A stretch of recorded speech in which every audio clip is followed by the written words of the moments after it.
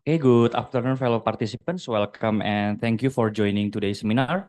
First of all, let me introduce myself first. My name is Farel. I will be the moderator for today's seminar. As an opening, there will be a welcoming speech first from the head of Geological Engineering Postgraduate Program. So I'm inviting Dr. Mirzam Abdurrahman.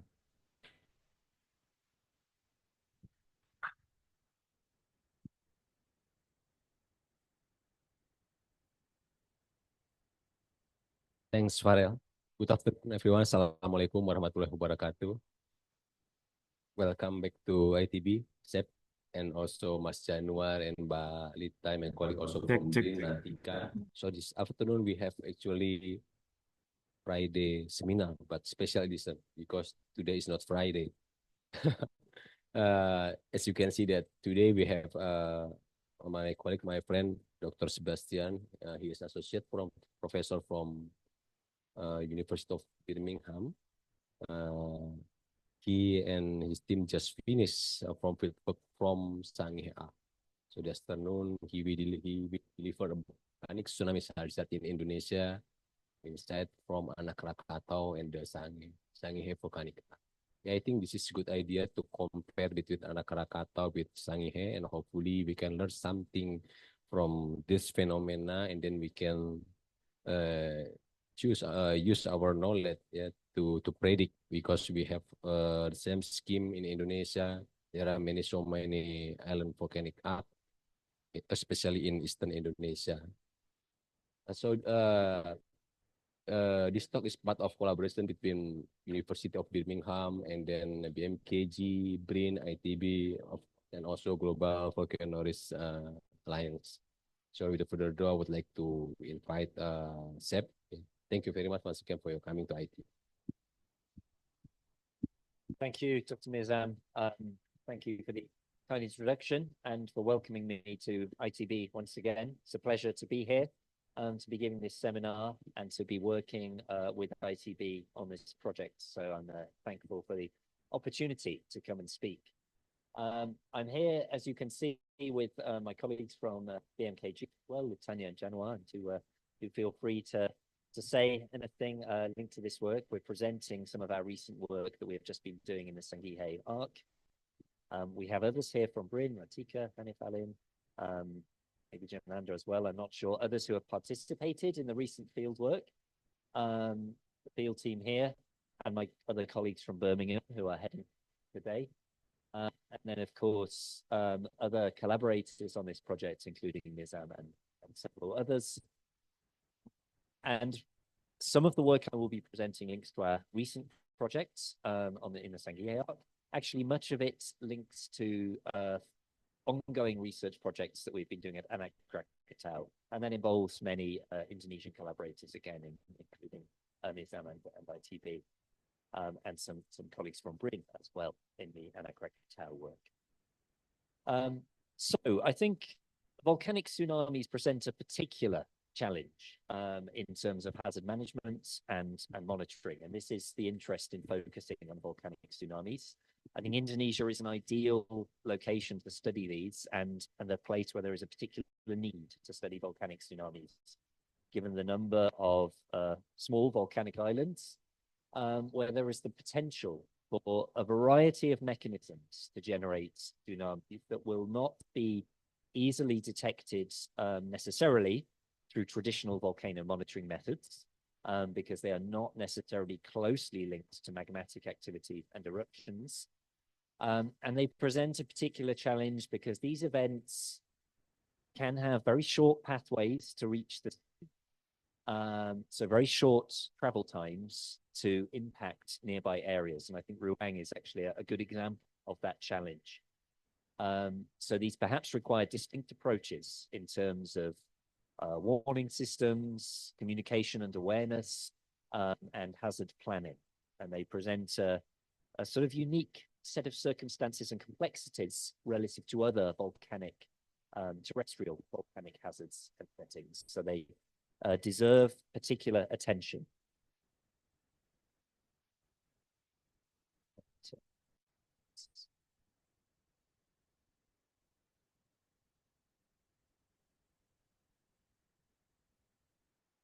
Perfect. Right. So the first few slides, I just want to set the scene a bit on volcanic tsunamis and why this part of the world in particular, I think, is an important location to study these events. I think they have been historically a somewhat under-recognized volcanic hazards. I think that has changed in recent years with events such as the Anak Krakatau tsunami in 2018.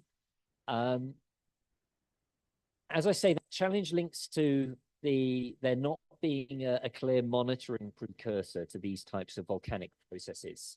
Many volcanic tsunamis are not necessarily linked directly to eruptive activity, and indeed they may occur through landslide processes on volcanoes that are not closely associated with eruptions, and this makes their forecasting difficult. I've mentioned the short travel times, the challenges for warning potential, and of course the extreme magnitudes that are typical of these types of tsunamis. And we can see from this global compilation of historical records and their impacts in terms of fatalities here, how the Western Pacific region and particularly parts of Eastern Indonesia have been impacted by a real mix of tsunami sources, so including several non-seismogenic, non-earthquake generated tsunamis, which have been very damaging events from landslides, volcanic sources, or perhaps some combination of the two. Here we are, yeah, okay. So, and in terms of volcanic risk, tsunamis also stand out, and this is perhaps would initially be surprising. This is a global compilation of volcanic fatalities by volcano hazard type. You can see that tsunamis are very high up this list. They're actually above lahars, and only second to pyroclastic density currents, and then a combination of indirect volcanic hazards. So the impacts of volcanic tsunamis are disproportionate compared to the number of events. This is a small number of individual events that have caused very severe impacts. So how do we go about assessing the risk from volcanic tsunamis? Well, one approach, of course, is to try to look forward to identify areas that we would perceive as being at particular risk. So this is a ranking, a national ranking focused on Indonesia, but also the Philippines and Papua New Guinea, in an effort to recognize which island sites pose a particular hazard. Now, this is a useful approach, I think, but it has perhaps some limitations in that there is a choice, there has to be some decision over which parameters are the most important. So this particular rankings-based approach considers the height of these volcanoes, their from the shore, the record of activity, whether they have a history of generating tsunami. And by combining these factors, one can try to identify where is presenting a particularly high risk. Now you can see from the red circles, there are several islands in Eastern Indonesia in particular, in addition to Anak Krakatau, that pose a risk. There's a concentration over here, and there is a concentration in northeastern Indonesia, including in the Sangihe arc up here, which is what I'll be talking about later in the talk. One challenge about this sort of this doesn't necessarily tell us about the mechanisms by which these volcanoes might produce tsunamis, and those mechanisms could be very varied. They could be linked to eruptive activity entering the sea, so pyroclastic currents. They could be linked to landslides. They could be linked to shallow submarine explosions. So this doesn't necessarily inform us on the most appropriate monitoring method or the potential size of those tsunamis and their impacts. So this doesn't, for example, account for exposure of populations which might differ quite widely between somewhere like Anak Krakatau and Ruang, as we'll go on to see. So I think important elements, as well as using these sorts of rankings-based methods, is actually to really look in depth at historical events. A lot can be learned by specifically studying past events. And if we look at the records of volcanic tsunamis in Indonesia, there's quite a large number of events. But several of these are very small and have limited impacts, and a small number are very severe in their impact. So it's important that we distinguish between the two. And this, in a sense, is what has led us to Ruang 1871 as being a particularly significant volcanic tsunami that caused around 400 deaths on the nearby island of Tagulandang, and a comparable event in the present day would have severe, potentially have severe impacts. So those historical lists, if they're just looked at in list form, don't tell us about impacts, because the size of these events is variable, and maybe there is a bit of a simplification if we simply consider these all collectively as volcanic tsunamis. We need to explore the nuances of different events and the specific factors that led to severe consequences versus more minor events. What we can recognize, though, from these compilations is that volcanic tsunamis can be very varied in their origin. Some might be directly linked to eruptive activity, to flow entry into the sea, others to landslides, to unstable lava bodies, or some other mix of causes that is not well known. And this presents a challenge for hazard management. There is a further challenge in that when we explore these events, the question of how we can effectively translate that research and that new understanding into monitoring and risk management strategies ahead of future events. And I think this is a major part of the research challenge, research and implementation challenge in this field. So the fundamental research has great value, but there is an important step to then feed that into hazard management planning. So what I'd like to do in this talk is to explore some of these complexities and challenges, and to think how we can improve our capacity to address this hazard through two particular case studies. I'd like to look at Anak Krakatau first, which is a volcano I've been working on with colleagues in the UK and Indonesia for several years now. And then I'll summarize quite briefly our recent work on Ruang and in the Sangihe. So let's start with Anak Krakatau, a significant volcano, a well-known volcano, of course, because of its major eruption in 1883, but which then displayed in 2018 a very different mechanism and capacity to cause severe impacts from a volcanic tsunami. So the major damage in the Sunda Straits from the 1883 eruption was linked to an eruption-generated tsunami, and that event sort of recurred in a way 135 years later at Anak Krakatau, but through a very different mechanism, a much smaller eruption linked to a landslide failure of the edifice, which caused damage around the shorelines of the Sunda Strait. So just to give some background on Anak Krakatau and the event. So this is what Anak Krakatau looked like 135 years after 1883.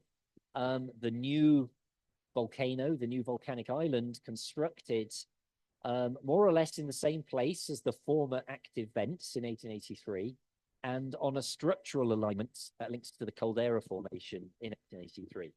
And that structural control is actually very important in understanding instability at Anak Krakatau, both the instability in 2008 and also future instability. So just to look at that instability, we have here some satellite radar images a couple of months before the failure in August 2018. We can see that island there with lava flows on the southwest side. And if you focus on this west part of the here, and then we look at a radar image of December 24, 2 days after the collapse, we can see that approximately half the island has failed into the Sunda Straits to the southwest as part of that event. So a catastrophic, likely single stage failure in a large volcanic landslide during a period of relatively intense eruptive activity. So what we've learned about this event is that this is essentially a lateral collapse, which is a sort of infrequent but ubiquitous volcanic process. Many volcanic edifices are unstable and prone to these types of large-scale gravitational failures. In this case, it occurred during an intense period of eruption, but activity that wasn't particularly atypical in its style. Reconstruction suggests this was about 1/4 of a cubic kilometer, and from tsunami modeling, we can show that this is consistent with that whole mass failing in one go to efficiently generate a tsunami. Now, there's a sort of interesting volcanic observation linked to this that I'm not particularly going to go into here, but that failure decompressed the shallow system and led to extremely elevated output rates in the week or so after the failure. And this does have some importance because that intense post-eruptive activity meant that the collapse scar was very rapidly buried. So if you look at an image a week later, the island will not look like this. Most of this will have been obscured. And that's important because our observational capacity to see this event disappears very quickly from the geological record and could easily be obscured and overlooked. So the scar from this event was very rapidly buried. Now, there's lots of study of this event in the aftermath. So we can see evidence, for example, of the landslide deposits. We can see that the edifice actually did not disintegrate particularly much. So very large blocks on the seabed adjacent to Anak Krakatau. The failure moved down here. This is the deposit. We can estimate that volume quite precisely and model that as a tsunami source. We can see that that deposit is really confined to the Krakatau caldera, which is this region of deep seafloor here between the Krakatau Islands. So this is work that colleagues at Rhode Island have done, Stefan and others.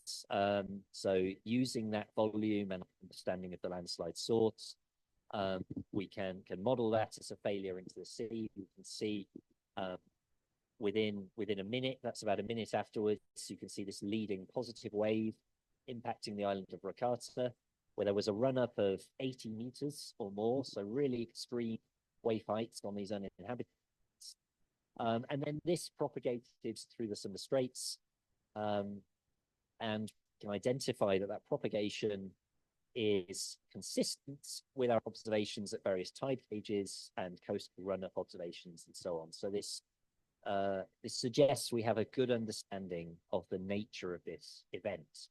And of course, that had very damaging impacts on the shorelines of Java in particular, in many of these areas down here, run-up heights of several meters or more along much of that coastline.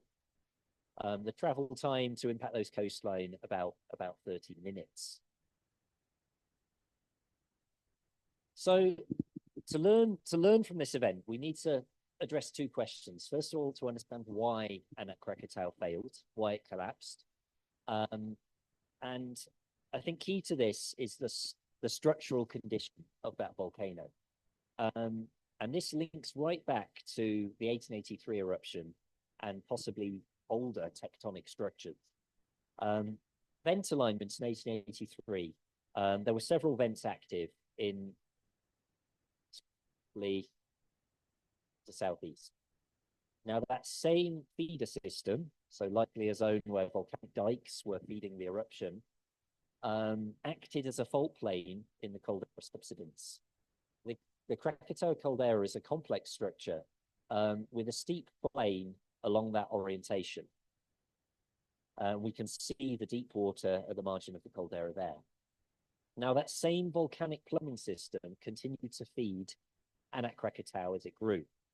And what this means is that the volcano was growing on the edge of a scarp, so on the edge of a fault scarp that is the margin of the caldera wall. So right from its initiation, the volcano was growing on an asymmetrical basement. And this is reflected in its morphology as it develops. So we can see that in 1950, for example. This is a map of the volcano in 1950. And the cone has not built as a symmetrical cone.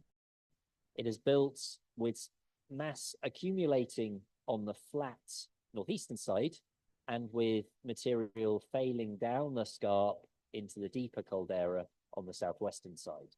So there's an inherent asymmetry along the and that asymmetry has persisted through time.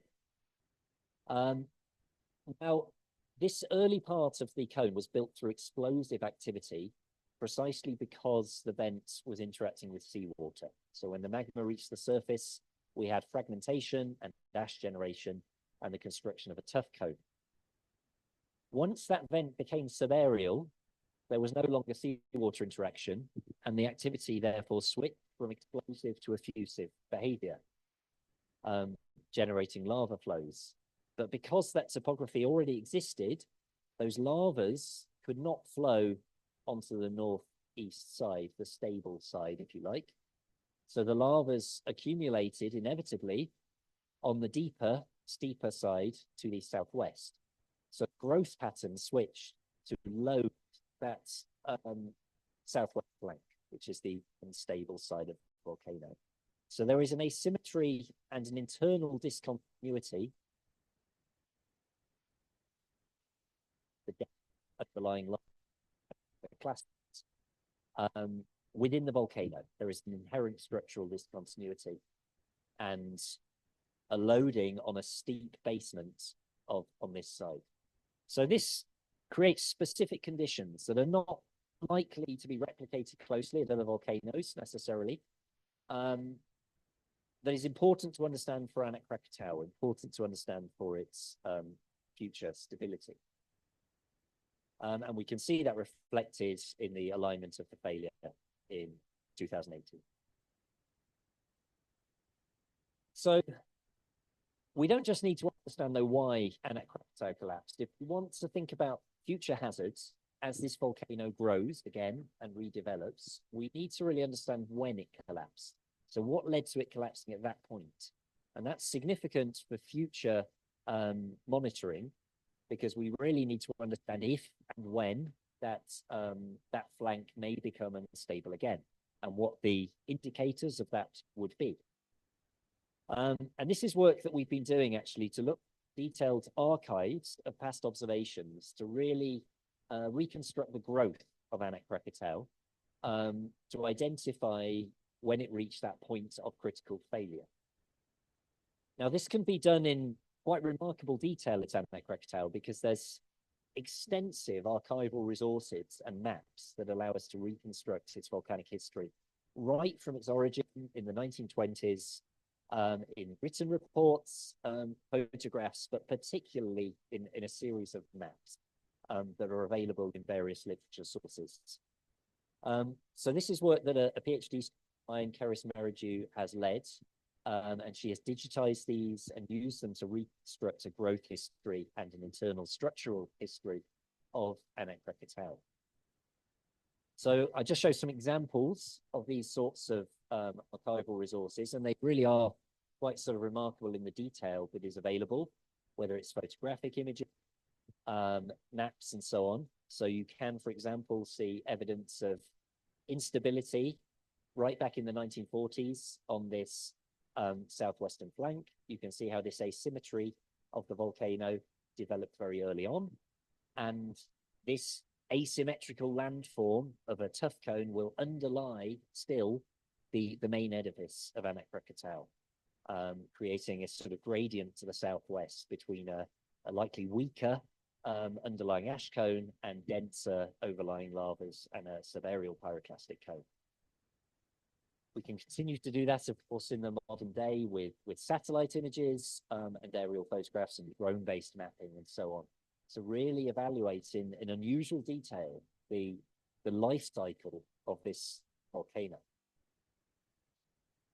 So just to summarize those phases I've been talking about, so we can think about Anak Krakatau's development in an early phase of phreatomagmatic activity or Surtsian behavior, magma interacting with seawater building an asymmetrical tuff cone. So that continued right through till 1960 when we had the first lava flow. Then the vent was subaerial above sea level. And so it built in a different way, building lava deltas and fans and a pyroclastic cone through strombolian activity. And then the collapse in 2018 very briefly reversed that. The vent became underwater again for weeks to months, I would say. So there was a period of phreatomagmatic Sturzian activity, very rapid regrowth, and then we're back in this strombolian phase today, and this is as the edifice is rebuilding. Now we wanted to sort of think about the growth rate and eruption rate of Anak Krakatau, and as you can see from these purple lines, these are eruptive episodes. So it has been very frequently active through much of its history. There's no obvious change in rate, perhaps elevated activity right at the beginning, and actually probably elevated activity in this period, but otherwise fairly consistent rates of behavior. And as I've said, it's switching between these phases of producing the tuff cone to strombolian activity and then repeating that in the present day. So we can use these maps to look at the geology, the structure, the physical properties of this volcano through time, and this juxtaposition of tuff and lava within the structure. We can then use that to do cross sections and build a 3D model of its structural properties. And we can think about how that will then develop in the future to potentially become unstable. So what this has allowed us to do is look at growth rates through time in terms of volumetric outputs, and we've also then thought about this in terms of mass outputs. We can see that there's actually some sort of intriguing trends of an early accelerated period of growth and then a decline, and then the collapse with an extremely rapid rebound that you can't really see on the current trajectory until 2023, which is our last DEM, is a really quite an elevated rate. So there is then a question of whether that will continue, or will the volcano slow and develop at a rate more comparable to the 1970s and 1980s. That remains to be seen.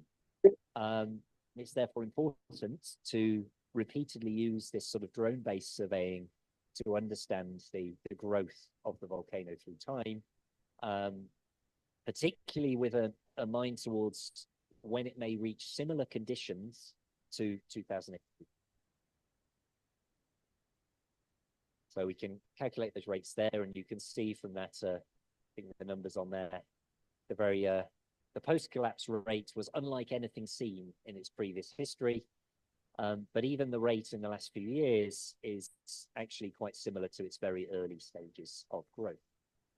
So we have currently a high magma flux through to the surface at Anak Krakatau. So as I say, we can use this to sort of build up sectional models to think about the stability of this volcano. This is its present state. So it's still sort of well below reaching a geometry comparable to 2018. But the whole footprint of the volcano is larger as well. So its base width is larger. So we need to also understand sort of why it collapsed in 2018 at that particular slope gradient and height and so on. But using this sort of data, we can then think about its stability. And what we've done here is divide it into two sectors. A sector northeast of the vents on what we would consider the stable side of the volcano, and southwest of the vent on the unstable side. And we can see how the loading of the southwest side increased and increased up until 2018 here, until the point of collapse. And we can calculate the loading of that side up until 2023 here. So we can see that it's rebuilding at a particular mass or volume rate there with the pink and blue lines. So of course, one then wants to think about projecting that forward and the point at which there might be a similar level of loading. Now, one caution here is that, of course, the base, as I've said, the base of the volcano is different today. So it's not necessarily valid to just think about the same mass loading, because this is now loading different submarine flank and a broader volcano. But nevertheless,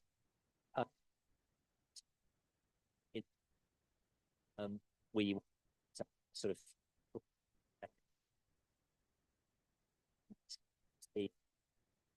2019 it's here, and then if we look at the slower growth rate from the 1960s, that would be, oh sorry, this growth rate here.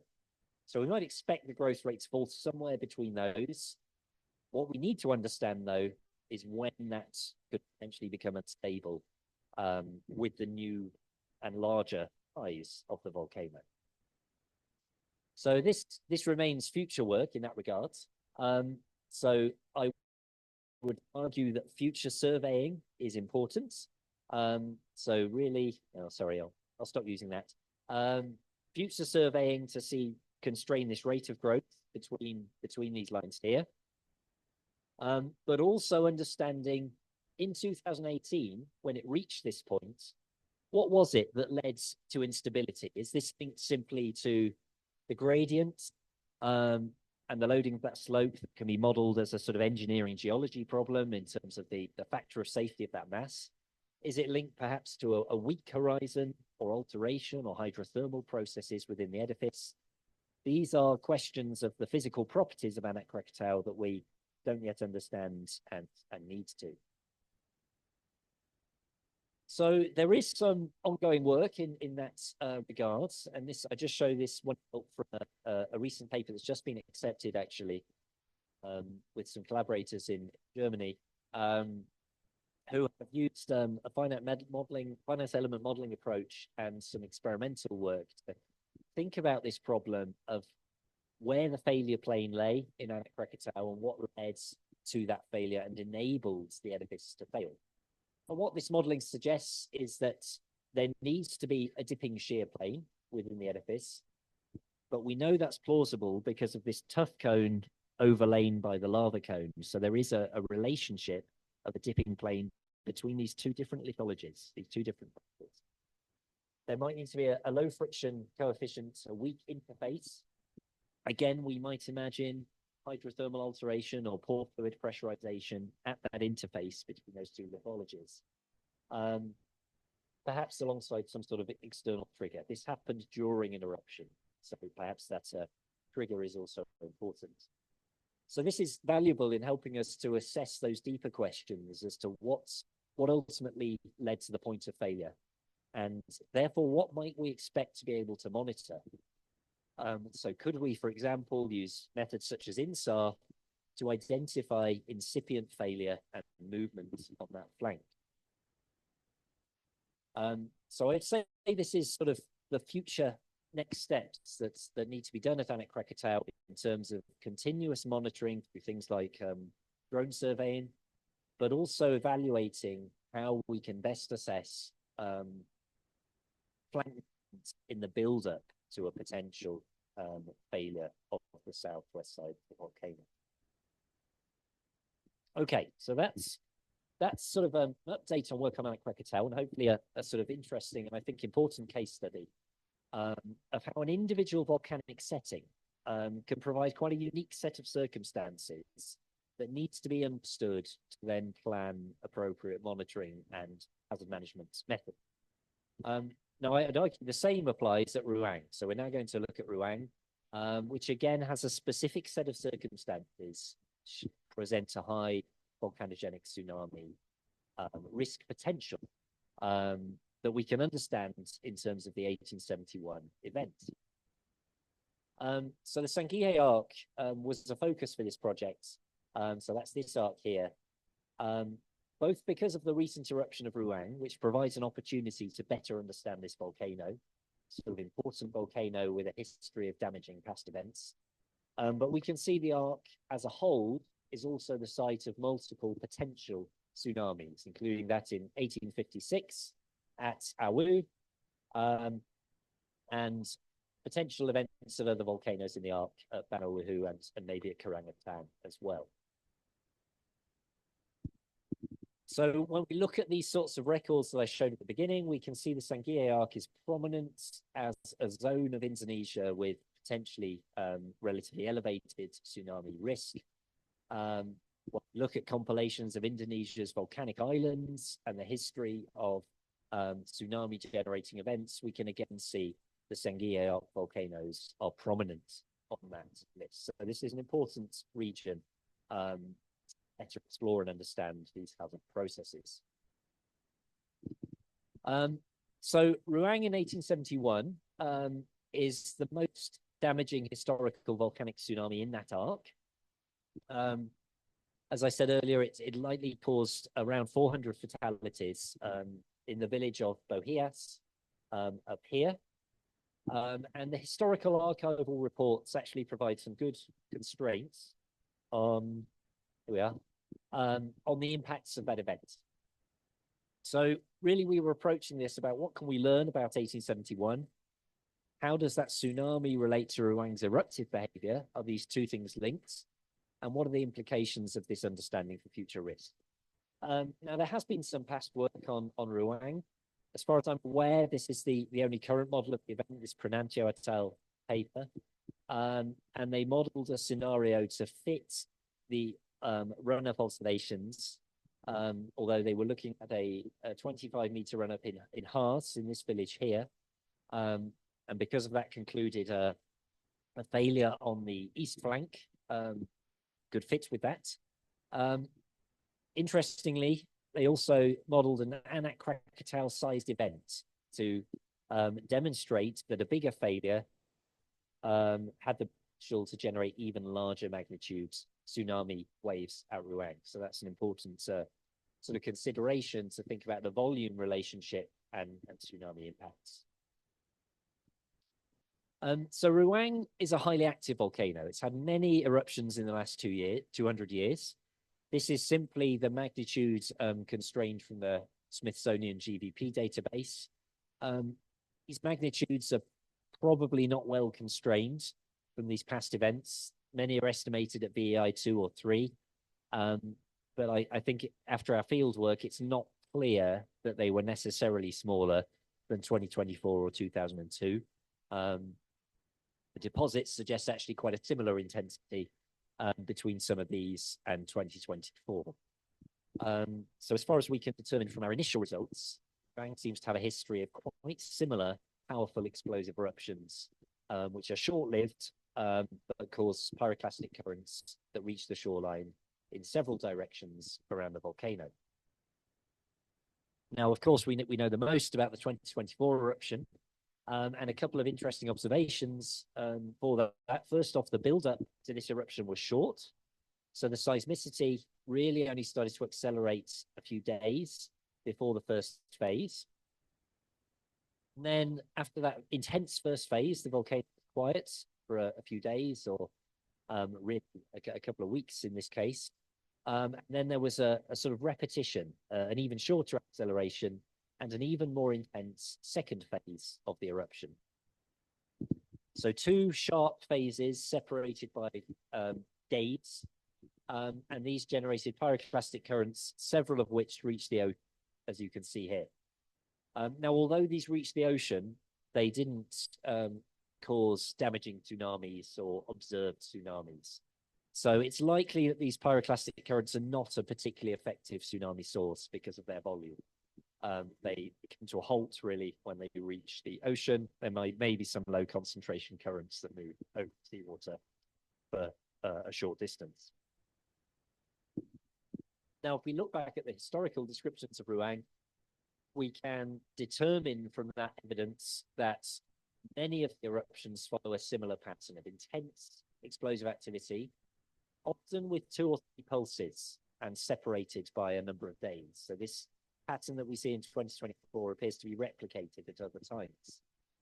Now, most eruptions at Ruang do not generate lava, but there are 2, possibly 3 eruptions between 1904 and 1949 that were lava generating. So there's maybe a distinct stage in the history of Ruang that generated effusive events, but the last two eruptions certainly seem most comparable with these periods in the 1800s. So explosive activity. And those reports imply, in terms of the fallout on Tagulandang and other observations, similar intensity across several of these events.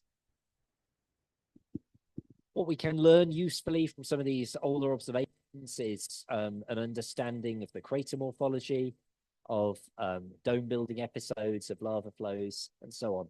And what this has enabled us to do is to target specific events. So we've been able to sample known eruptive episodes, the 1904 lava, the 1949 lava, and to use these descriptions, also sample pyroclastic deposits where we have a fairly confident understanding of the age of the event. Now that is a rare opportunity that we have in the aftermath of this eruption because the flanks have been cleared, if you like, of vegetation. So there is a window in which one can evaluate the long-term record of activity and hazard generating processes at this volcano. So that's something we wanted to do as part of our work.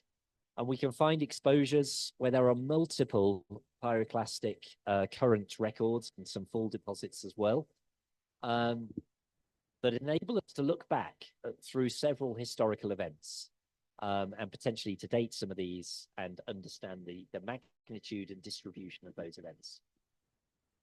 Now, as I've already said, what we can conclude from this is actually the physical processes and the magnitudes of many of these eruptions is very similar. Similar to 2024 and similar in the past, quite a consistent behavior. But only one of those was associated with a tsunami. So only 1871 had a tsunami. So there's something specific happening on that date. Again, I'm not going to talk about it, but there's also many intriguing petrological elements of Ruang. Some of these deposits are very rich in these cumulate clots, which can tell us something about the magma system dynamics, and that's a separate element of the project that colleagues will work on. So there's other insights we can gain into Ruang system. So yes, as I've already said, this is sort of what we can initially conclude, and of course we'll go on to test these conclusions through our recent fieldwork. Now, in line with what I've discussed at Anak Krakatau, we also wanted to make observations to understand the stability of Ruang as a volcano. This is a small volcanic island with steep flanks. So we've collected samples that we can use to test sort of geomechanical properties, slope stability on the volcano.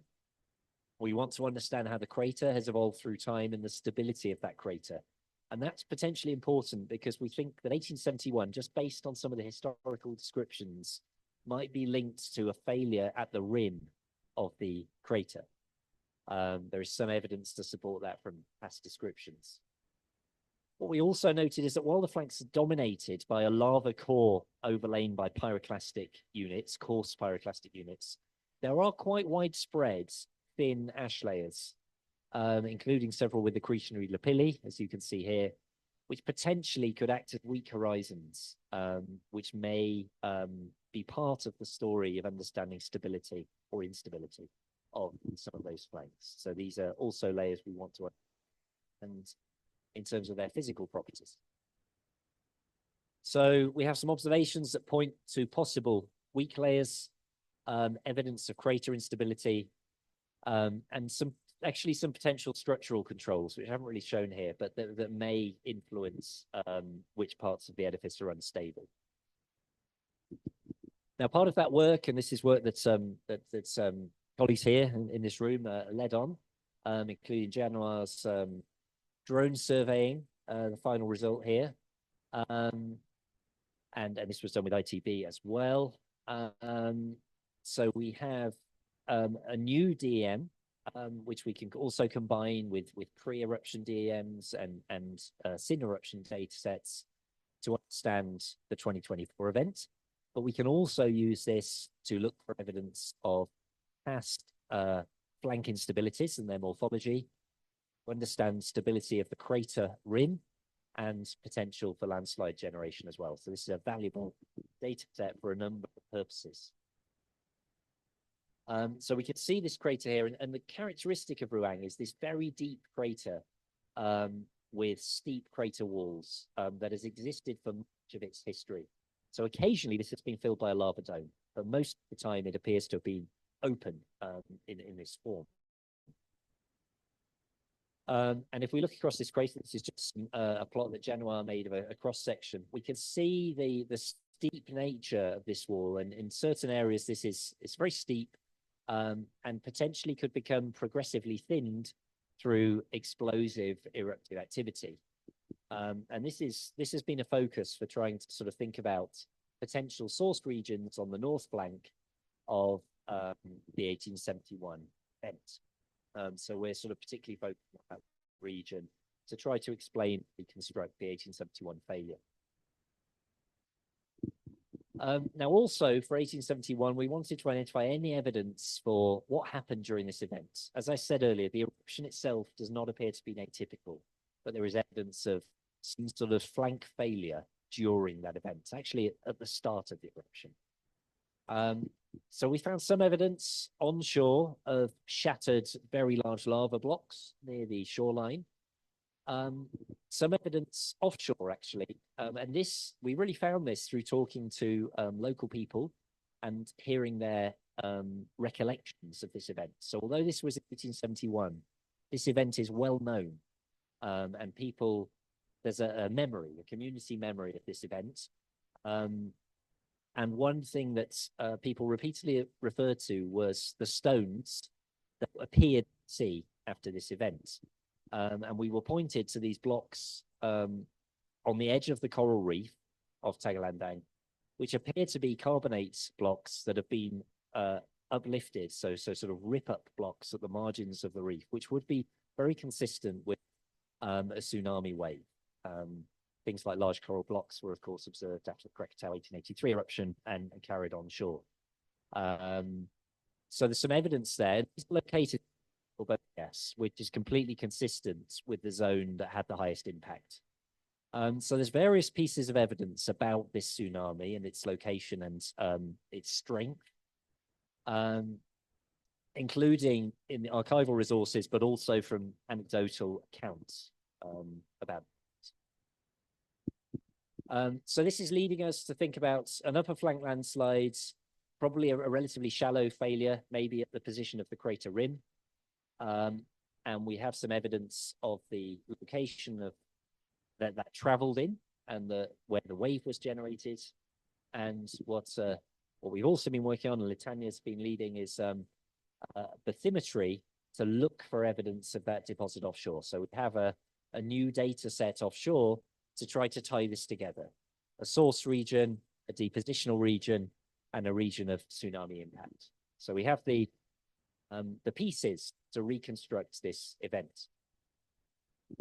Now, just a couple of asides to sort of highlight the processes that that I was sort of emphasizing there. So first off, just a note, and this is just one figure from the Papua New Guinea tsunami in 1998.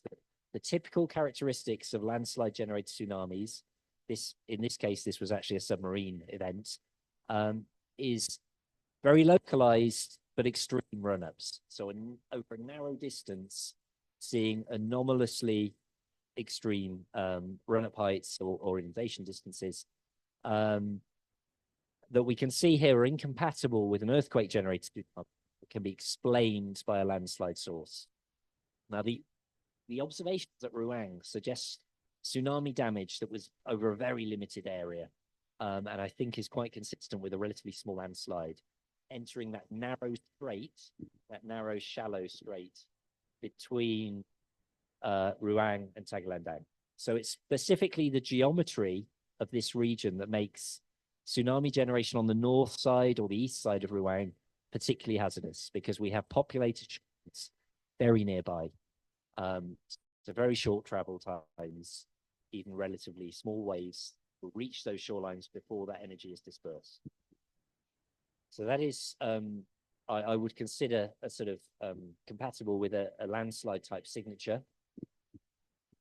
The other comparison I make, we're talking about sort of failure of a crater wall. I think there is perhaps an analogy here with an event at Montserrat in 1997, where during the lava dome forming effusive eruption, loading of the crater wall of hydrothermally altered rocks on the crater wall that we can see here failed in a debris avalanche. So there was a failure of the crater wall that generated a landslide that actually reached all the way down to the shore. So we're maybe looking at sort of similar styles of processes in this event. And although we didn't necessarily find onshore deposits that we're totally confident about, there was one example that I show here of a distinctive layer that we found at the base of one of the sequences, which is not a pumice-containing layer, but appears rich in altered clasts that perhaps, and we need to test this, perhaps has some relationship with the 1871 failure. So just to summarize all of that, the observations that we have that I think enable us to reconstruct this event in much greater detail than has been possible previously is a potential source region, a pathway, some various observations of tsunami characteristics from deposits and archival reports and so on, and some bathymetry that will allow us to test scenario tsunami modeling with relatively good constraints on the source, the volume, and the impacts, and to really try to pin down the nature of this event. And ultimately, that's important to think about future instability. How can we best plan for possible events of that type at Ruang? Landslide events that may be linked to eruptions, but are not necessarily directly eruption-generated tsunamis. So, initial conclusions from Ruang. We think a relatively small volume landslide source is likely, which had such severe impacts because of that very specific setting of Ruang, the narrow straits, shallow water, and settlements near to the source, so very short pathways. If that event occurred on the south flank, it seems likely the impacts would have been very different. That would have been facing the ocean. So these are important sort of considerations for this type of event. It seems the 1850s to the 1880s was a particularly intense phase of activity at Ruang. That may have been linked to this sort of alteration or destabilization of the flank. But these sorts of processes are not necessarily particularly unusual on volcanoes, so they need sort of consideration of potential future risk and when that might be elevated, and how such destabilization might be detected by monitoring techniques. So this is a challenge for monitoring. I think real-time warning in the very short travel times is limited in terms of its prospects. So preparedness and response of local populations is therefore key. But interestingly, at Ruang, it seems there is a real community association between eruptions and tsunamis from the 1871 event. So it seemed to have been a common response that people moved inland when eruption started, recognizing potential tsunami risk. So I'm just going to finish up. I'm not going to go into the Sangihe arc as a whole, except to note that we are also exploring historical tsunamis at our Wu volcano in the north, where there is an event in 1856 that we again have some new observations on. I would suggest that tsunami risk potential at Al Wu is rather lower than Ruang for two reasons. These are at the same scale, these images, so you can see Ruang has much shorter pathways to the shore. So relatively smaller events have more tsunamigenic potential than they would do at Al Wu in terms of the pathway distance. But also much of Al Wu's flanks face deep open ocean. Whereas on this side of Ruang, we have this particular set of circumstances that means we have a very nearby island that can be impacted in a very short time interval by tsunamis. So what we can also observe is that most of the historical eruptions at these volcanoes with PDCs or lahars reaching the shore are not generating tsunamis. There's a need for a different type of process, perhaps denser flows such as landslides or dome collapses. Okay, so I'm just going to finish with some overall conclusions.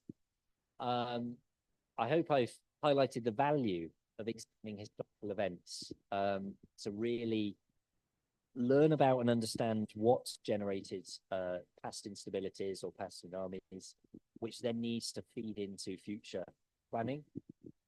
I would highlight that post-event surveying is really key to obtain these insights. So we can only do this at Ruang because of its current condition. This will soon become vegetated and much harder to recognize. These types of varied surveying, oceanographic and marine surveying, drone surveys, geotechnical assessments, all come together to understand these types of complex hazards. So there's a need for sort of cross-disciplinarity. And that, I would argue, feeds through into the planning. These are complex hazards, and they therefore require planning across the land-sea interface, volcanic, seismic, landslide, tsunami hazards in a combined planning approach. So that's specific to these small volcanic islands. I hope that we can develop these sorts of research methods to other island settings in Indonesia, maybe to identify priority sites and particular management strategies ahead of possible future events. And a point I also made is translating this research into risk management procedures is still a major challenge and an important challenge, I think. Preparedness and societal response. So these sort of community socialization elements and understanding community knowledge, I think, is also of key importance, particularly when you have very near field sites, such as Tagulandang. Real-time warning systems have more potential for longer travel times and larger distances. Okay, so I'm going to stop there. Happy to take any questions or discussion. Okay, thank you, Dr. Watt, for your presentation. Now we are going to answer the Q&A session. For the participant in the Zoom meeting, you may raise your hand first. So please, is there any question?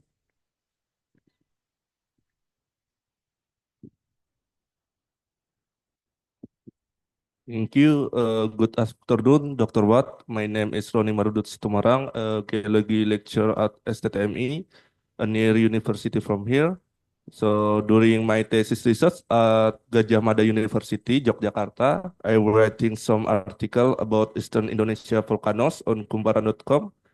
So about given your insight on collapse-driven tsunamis and subaerial volcano risk, I'm curious about Makian volcano or Kibesi at North Maluku Arcs, which has a roughly 80-year eruptive recurrence interval.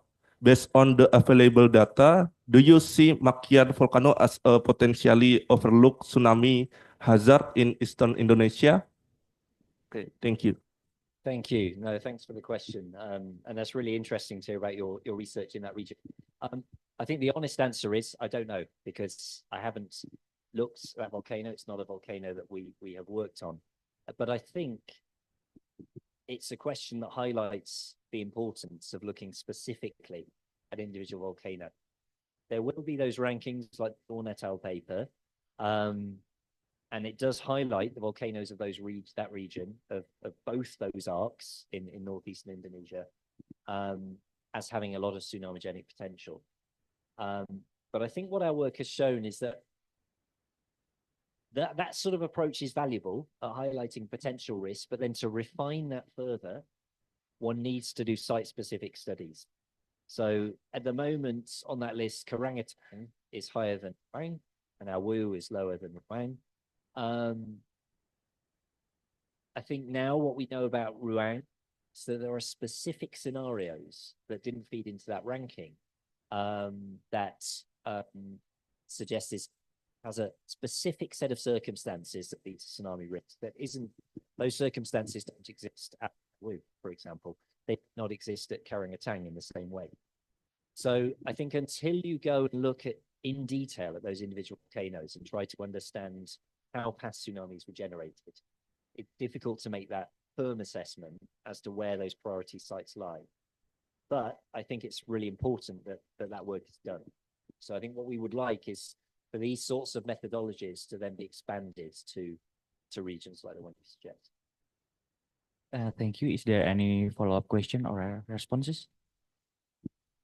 If in Sangihe arc like Banwawuhu, that's under the water, how about that? If you have any interest about that? Yeah, so I think that's Banawahu's an interesting volcano. That there are reports of 4 historical tsunami events at Banawahu, but all very small, really, I think, because they're essentially linked to near-surface submarine explosions. And then any eruption like that will generate a wave that sort of travels away from the explosion site, but not necessarily a wave that will be particularly damaging. But as a shallowly submerged volcano, I think one has to consider if there's a larger magnitude eruption at Banawahu, then yes, that could present a tsunami source. So I think the historical events do not particularly point to large magnitude tsunamis being generated, but again, it's a volcano that we don't understand in detail. So if there's evidence of bigger past events, I think it's another important site to at least study. And a site where, where you could ascertain if there is evidence of past tsunami deposits, for example. So yes, the small island volcanoes or submerged volcanoes in all these areas, I think, are important to be a focus of future work. Thank you for your question. I'm now opening for another question.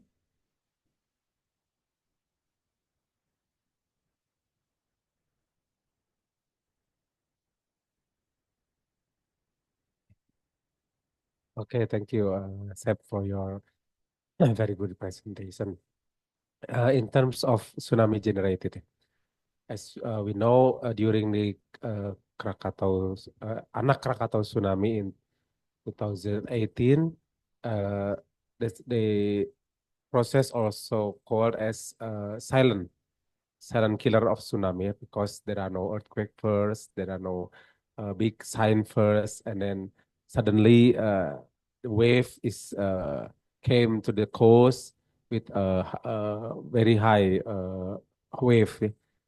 So what do you think about the something generate about the tsunami due to the landslide of volcano, in case of maybe in Ruang or even in Krakatau? As we know, the tsunami like in Aceh or in Aceh 2004 and in Pangandaran 2006, there is a big wave that generate in geology we call as maybe turbulence flow. But here, at least as I know in Krakatau, maybe there are no turbulence flows. Just the wave, it came slow, but very deep, and maybe there are no, at least there are no big turbulence flow, just maybe traction or something like that. That's why it's a little bit difficult to find the coarse fragment in the tsunami deposits. Maybe it's different with Pangandaran tsunami or even Aceh tsunami. I can found the big intact mollusk, intact shell, but in case of Krakatau, when our team try to find in Lampung, I forgot the name, the area name. It's just we just found the small fragments of the maybe corals or even shells. It's really different with the Pangandaran tsunami or even Aceh tsunami. Okay, thank you. That's all about opinions. No, thank you. That's really interesting. It's not a difference that I particularly considered, but that makes sense that these volcanic tsunamis, because they're very different characteristics in terms of wavelength and perhaps dominant frequencies, may not form tsunami deposits in the same way, and therefore may not appear in the record in a comparable way to seismogenic tsunamis.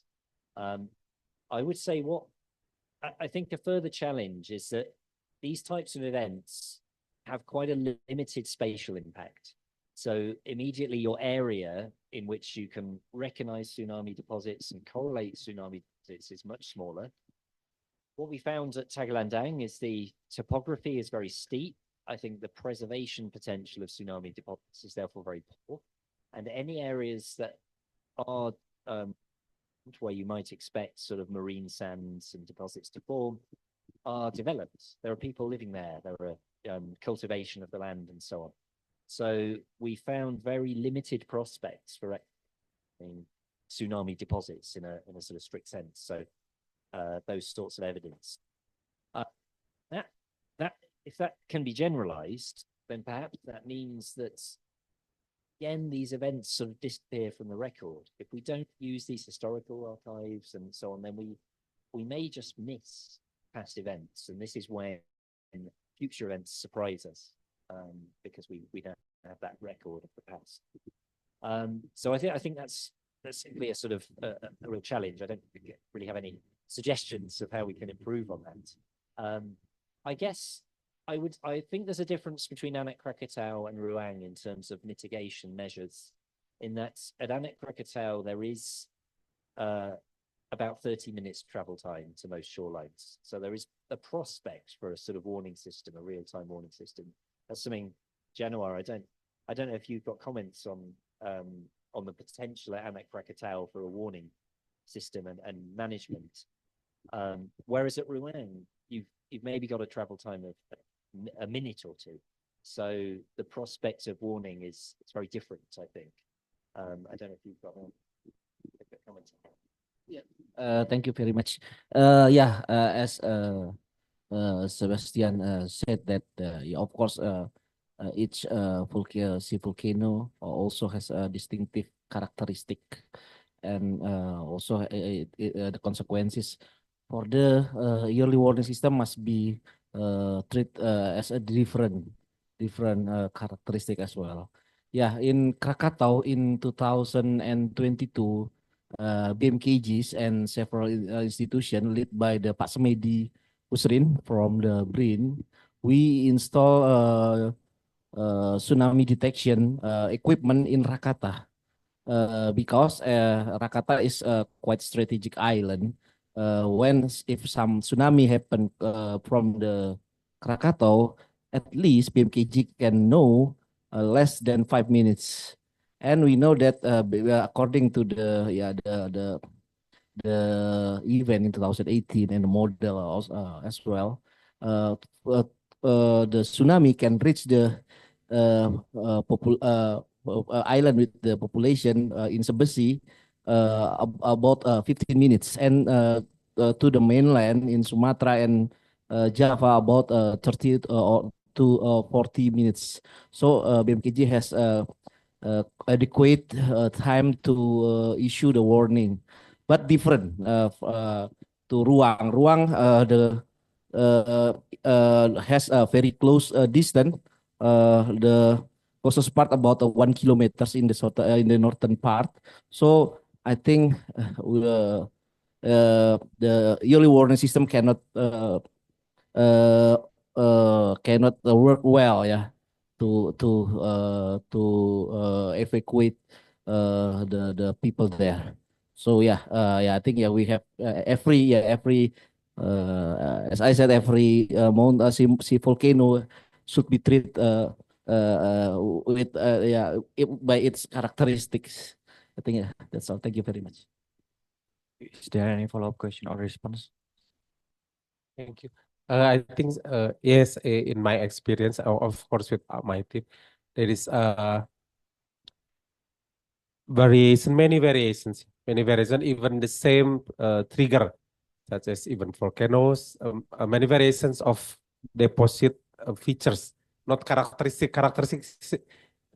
is different, because in our case it's really different to determine the characteristic of, or even for the trust even tsunami. Moreover, to the volcano is not too big, as we know, mentioned as the low, gelombang pendek, short. short wave tsunami. So maybe the deposit is also not too thick, but I think uh, it will be there's some features at least, or even we cannot tell as characteristic. Okay, that's in one view, and another view about the hazard. Mm, how about your opinion? Maybe the better place for population is in the steep coast. Just for the flat coast is maybe just for the daily activity, but not for living and every day. How about like that? Okay, thank you. Yeah, I think it's an interesting populations. I mean, I was reading some of the historical reports after 1871 and also 1904, and the authors at that time comment on the risk of the flat coastal settlements on South Tagalandang and the safer regions of the island. Now, of course, a tsunami hadn't happened since then, and the coastline has continued to develop to the south. So I think these questions become very difficult in terms of weighing up the sort of relative risk of and the frequency of these events. We have one event in 1871. I think we can recognize that these steep flanks have potential for future instabilities, but we have little knowledge of how frequently they might be expected. So as it stands, Tagalandang has a settlement pattern that it has, yeah, I think those decisions become extremely difficult as to whether you would recommend a sort of different location assessments. I think what one can recognize though is that when this event occurred, it occurred during an eruption. So there's some association with eruption activity. So we don't have any evidence that a landslide has occurred completely isolated from an eruption.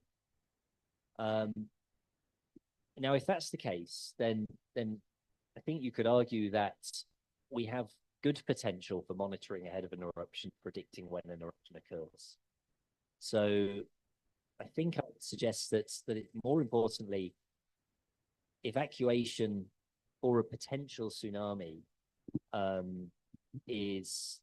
should be considered as part of the hazard management and response plan at a volcano like Ruang, because it's a specific hazard that we have evidence has been linked to eruptions at this volcano. Now, what we observed actually is that this seems to happen anyway in the 2024 eruption. So when that eruption started on the 16th of April, because the population associates eruptions with tsunamis, and I think that's because of the memory of 1871, there's appeared to, just from conversations we had, there appeared to be high conformity to sort of self-evacuation inland, linked to the raising of the alert level and the recognition that an eruption was imminent. So had a tsunami, I think a lot of people had already moved inland. It was the impression. Now, I don't have data on that. I don't know what the conformity is, but so I think if one considers that landslides and volcanic landslide generated tsunamis most likely, perhaps entirely likely, to happen during an eruption, then it could become part of the eruption management protocol. That at this site, when there is an explosive eruption, it's recognized that there's a tsunami risk, and that could feed into evacuation planning. Is it? Okay, we have another question.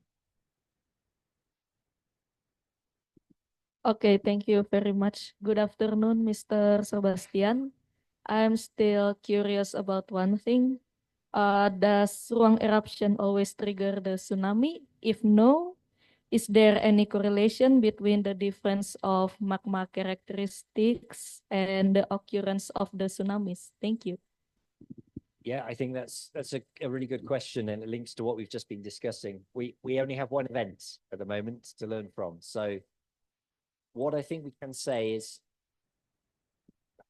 what we've seen so far does not suggest the 1871 eruption was particularly different to 2024 or to 1904, or maybe to 1870. So lots of eruptions that appear to have similar style. Now, we haven't looked at the magma petrology yet or things like that, so we don't know for sure. But initial observations suggest that the eruption wasn't particularly unusual. So we have one eruption where there was a tsunami generated, we think by a landslide source, and then several other eruptions where there wasn't a tsunami generated. So it's not a case that every time Ruang erupts, there's a tsunami. That's certainly not the case. Perhaps there's a relatively small risk when it erupts, and in 1871 that manifested as a tsunami. I think we need to understand more about potentially what led to that destabilization in 1871. If this was linked to crater wall failure, was that because there'd been several early eruptions over a short period, perhaps? Honestly, I don't know if the historical records will be detailed enough and the observation we got will be detailed enough to really draw a firm conclusion there. But I think we can conclude that most eruptions will not generate a tsunami at Ruang. But after that, we only have one example out of maybe 10 historical events. So that's not really enough for a clear frequency because we don't know how unusual that was. Is there any follow-up question or response? Okay, thank you.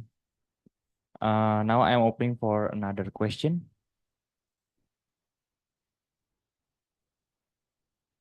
Okay.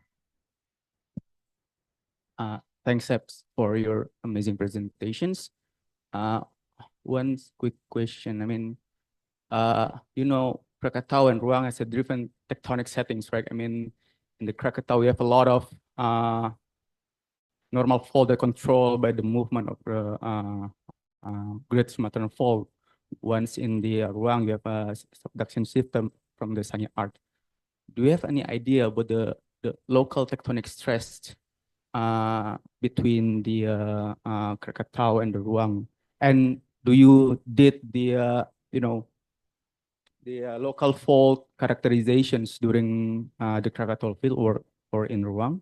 So no, we didn't do any fault mapping in Krakatau. But as you say, there's very clear evidence of faulting through the Sunda Straits. There's clear evidence of alignment of volcanic landforms. So there's a direct relationship, I think, between magma movements and crustal faulting. And I think ultimately the tectonic setting of Krakatau, I think, is really important for understanding the volcanism. Maybe the flux of magma, where we have a bend in the subduction zone and large scale continental faulting, as you say. As I said earlier, I think the stability of Anak Krakatau can ultimately be connected to the tectonics of the region, in that the alignment of those bends, the failure of the caldera, the orientation of the feeder dikes is all connected, I think, in some way.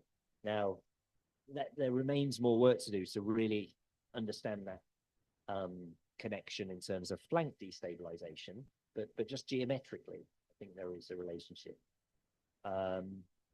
So that's a peculiar set of circumstances. Now Ruang is quite different. The Sangihe arc is a really complex system, actually, because it's sort of I don't know what the geological term would be. It's like a sort of closing subduction zone. It's subduction collision. So there's not an active subduction zone in the sense of a deep trench and active subduction. It's active in terms of volcanism, of course, highly active. But it's quite an unusual tectonic scenario globally. Those two arcs are unusual. Quite how that connects to the rate of volcanism, I don't know, but I think it's an important question. It seems an arc with particularly high levels of activity and a very large number of submarine volcanoes as well as subaerial islands. We for only one fault when we were doing our work on Ruang. And it was actually quite unexpected in its orientation because it was a reverse fault on the outer flank rather than a normal fault. So that surprised us, and we had some conversations about it. If you've got any insights as to why you'd get reverse faults on the outer flanks, it was broadly east-west orientated and on the south flank.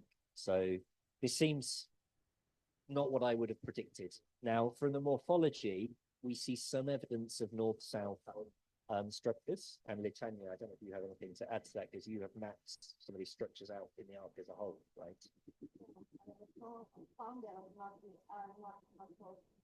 Yeah.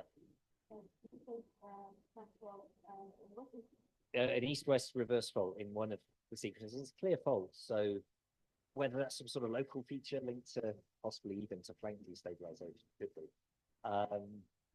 So otherwise, yeah, there's north-south structures, and I think they have some influence on stability.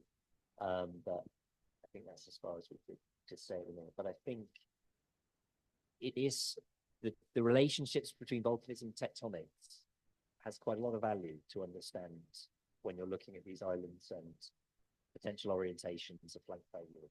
And, so there's more to be done there, but because these volcanoes are so active, faulting can be quite hard to identify. Question about the difference between the northeast and southwest. How do we have a different the properties of the rock, like there are different operation types, or? I think you have different physical properties in the sense. Different densities, right? But I don't know whether. Yeah, I think so, probably, because essentially you've got more lavas on the southwest side, and not only are those denser, but they will be potentially less prone to alteration, except at the base where you might have quite intensive alteration. So, and I also think in terms of permeability, you potentially have a barrier between the tuff cone and the lavas that might be a focal point for hydrothermal fluid movement and therefore alteration. So I think it's not just the density, but it is the permeability and the strength properties actually of these, and even just the orientation of the fabric of these rocks. So it's probably all important in understanding failure plates. No, we haven't. No, so what? Yeah, so one issue is getting samples that are representative.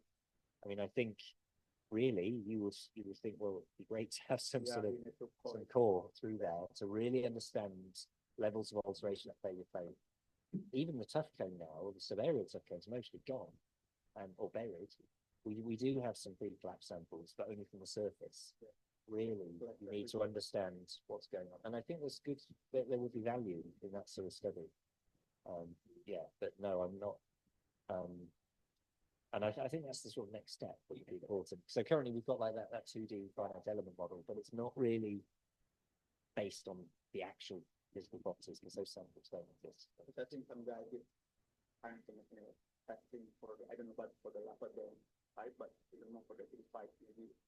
Okay. Good exercise to do. Yeah. Thank you.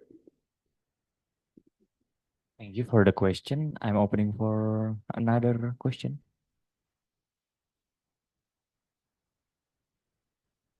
Okay. Thank you, Sebastian, for the insightful presentation. So I'm Astin.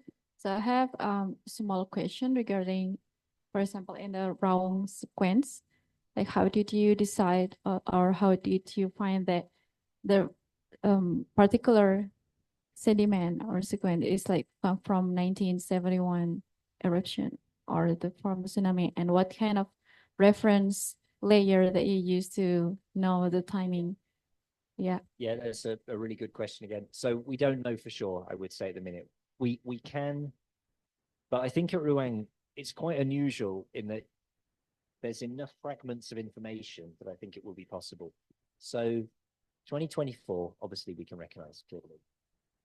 2002 was the last big eruption, and we have quite clear information on the distribution of the 2002 flows. So we found a distinct yellow-pink pumice layer that was distributed in the right way, just below 2024 in places with a thin soil that we're fairly confident is 2002. Before that, you're going back to 1949. And we know the lava flow from 1949 because it's mapped. It's very easy to sample. It's very dark deposits. It doesn't have the cumulates in it. It's plagioclase dominated. And we found some dark pyroclastic deposits, which we think are likely also either 1949 or 1914. So we're sort of counting back. 1904, again, produced a lava flow, so we can get the chemistry of 1904 very precisely from the lava. So going back that far, I think we can do things quite precisely. Before that, it then becomes difficult. So I showed a photo of the pyroclastic sequence. So at that point, initially, we're just sort of counting, and we're assuming that each event. Yeah. Oh no, yeah, I'm not sure how to.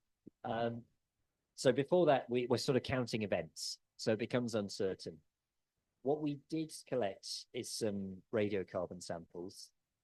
They're obviously very young, maybe 100 years before 1950. So whether we can date those, I don't know. So it might be difficult to place precise dates on some of these events. I think we can evaluate the period in which they erupted, but getting it precisely will be challenging. It's this one. Yeah, this one. Yeah, so it's clear here, but we're sort of interpreting the 1870 eruptions to be likely something like these units. There's the right number of intervening events based on the historical record, but until if we can obtain some dates from woody material, and there's lots of charcoal in some of it, then maybe we can help confirm that. It will remain uncertain. So these are young events, but we maybe can't know exactly which one is which. And a brief, so you decide the event from top layer, the first, the newest, the youngest layer. Going down. Yeah. Yeah. So I think we can do that quite well until about 1904, because we have the lavas, we have the compositions, then it becomes uncertain. That's Thursday. And I'm currently curious about one thing, because this field is in tropical countries. So how do you think compared to the subtropical countries that have 4 seasons, that sample or outcrop in the tropical areas easily weathered compared to the other tsunami deposit? Yeah, I think weathering is a problem. I don't have any detailed insights into rates of weathering really. These deposits are still, they look fairly fresh. The rocks are still hard. They're not sort of soft and falling apart. So I think weathering is an issue, but these are only maybe 200 years old. But for those young events, I think the bigger issue is vegetation cover and land area. And if we'd gone to Ruang 10 years ago, we wouldn't be able to see, well, 2 years ago, we wouldn't be able to see any of these exposures. So I think the bigger challenge is that for many small Indonesian island volcanoes, there is very little exposure, and it makes reconstructing past events, understanding the variety of processes really difficult. And also on an island, there's very limited land area. So you just, to find eruption stratigraphies is very hard. So without like offshore coring or other approaches. And I think that's really the reason why we know so little about the long-term history of many of these volcanoes. It's just the challenges of finding exposures and outcrops in that tropical environment in an island setting. Thank you.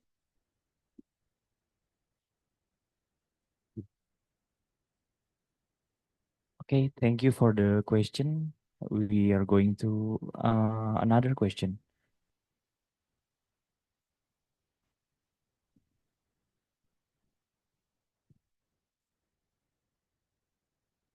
Maybe for the participant in the Zoom meeting, if you have any question, you can raise your hand.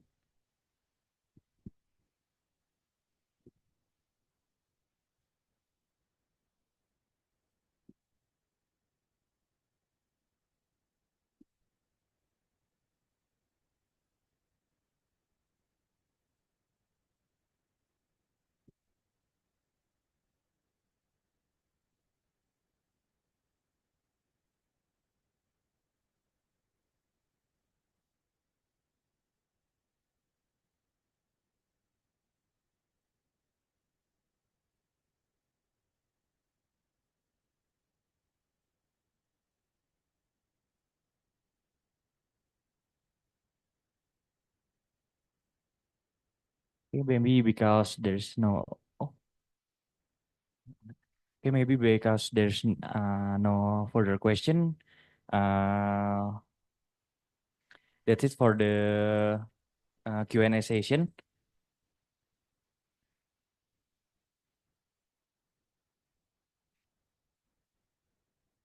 Okay. Okay, I will say thank you for Dr. Watt for the discussion. Next, we will present a certificate and merchandise to as a form of our gratitude. I will inviting Dr. Mirzam Abdurrahman again.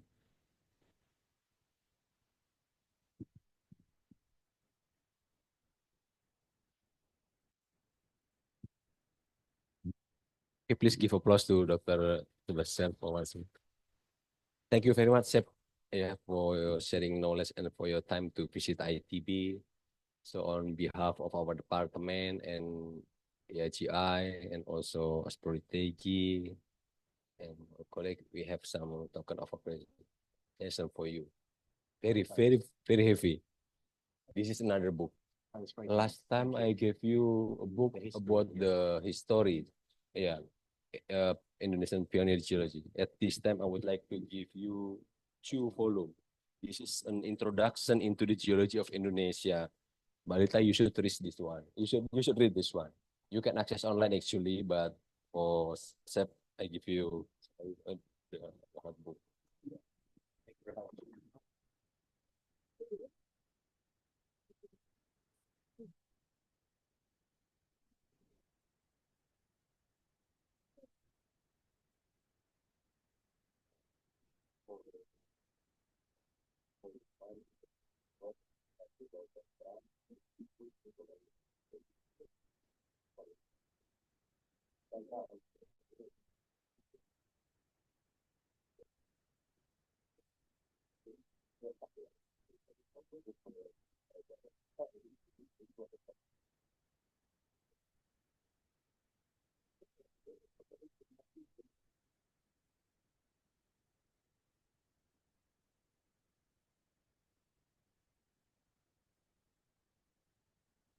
Thank you, Mr. Mirzam Abdurrahman. Finally, we have arrived at the final session for today's seminar.